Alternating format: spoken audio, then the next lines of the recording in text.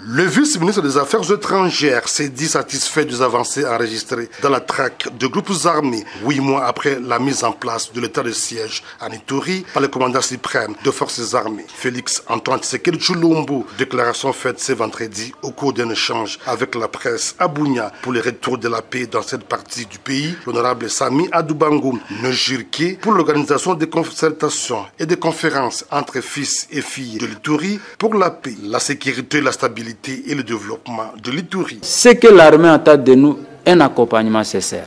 En dehors de ça aussi, l'armée ne saura pas.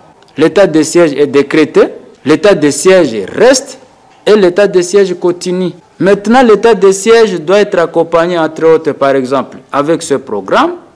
Et la communauté iturienne doit aussi tracer une stratégie, un plat pour accompagner l'état de siège. Et nous, les acteurs politiques, nous devons aussi avoir un plan stratégique pour accompagner l'état de siège.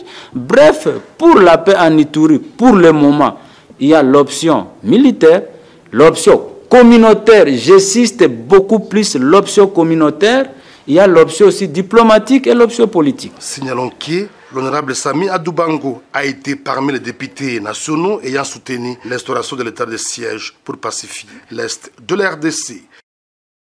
Plusieurs actions sont à mettre dans l'actif du gouverneur militaire de l'Ituri, le lieutenant-général Luboyanka Shomadjoni, 8 mois depuis la mise en place de l'état de siège instauré par le commandant suprême de forces armées, Félix Antoine Tshisekedi Tshilombo. Il s'agit de la réouverture de plusieurs axes routiers d'intérêt économique, la récupération de plusieurs localités de main de groupes armés et autres actions de développement. Ceci pour répondre à la mission première de cette période exceptionnelle, celle d'imposer la paix, de neutraliser les groupes armés et restaurer l'autorité de l'État. Ce bilan a été présenté par le gouverneur militaire de l'Ituri. C'était au cours d'une conférence de presse animée ce vendredi. C'était à l'occasion de l'échange de vœux de Nouvel An. Nous avons d'abord commencé par sécuriser la ville de Bunia, ouvrir les deux grandes nationales, c'est-à-dire la RN27 et la RN4.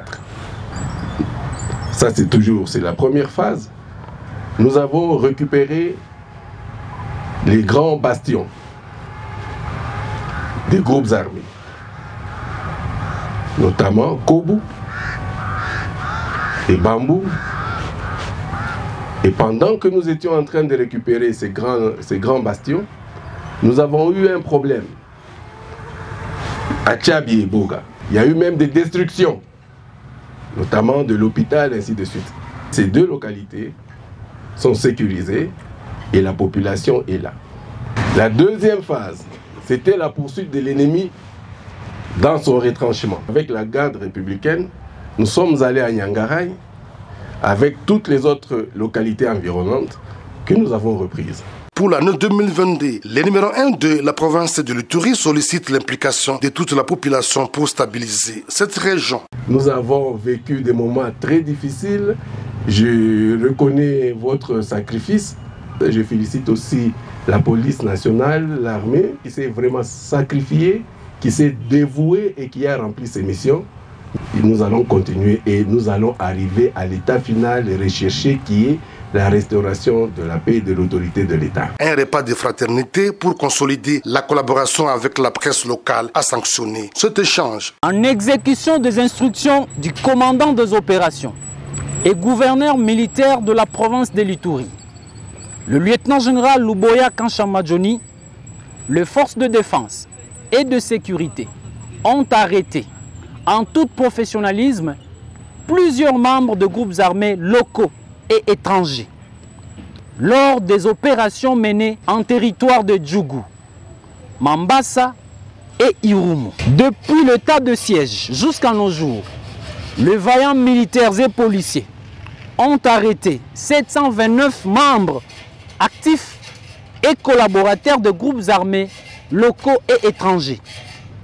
Parmi ces hors-la-loi qui sont en détention à la prison centrale de Bunia figurent 342 Codeco, 58 alliés et 13 ADF, 13 bandits armés identifiés au mouvement d'autodéfense Zaïre, 64 éléments de la FRPI réfractaires du processus. Et enfin, 226 membres de la milice FPIC appelée Chinyakilima. Ceci est rendu possible grâce à la collaboration observée et un climat de confiance qui règne actuellement entre les forces armées et la population civile. En cette période de l'état de siège, au nom du gouverneur militaire de la province de l'Ituri, nous demandons à toutes les couches sociales d'être dire comme faire derrière les forces armées pour détruire les ennemis de notre tranquillité. Et c'est là que menacent les intérêts vitaux de la population, auteur de plusieurs atrocités en Ituri.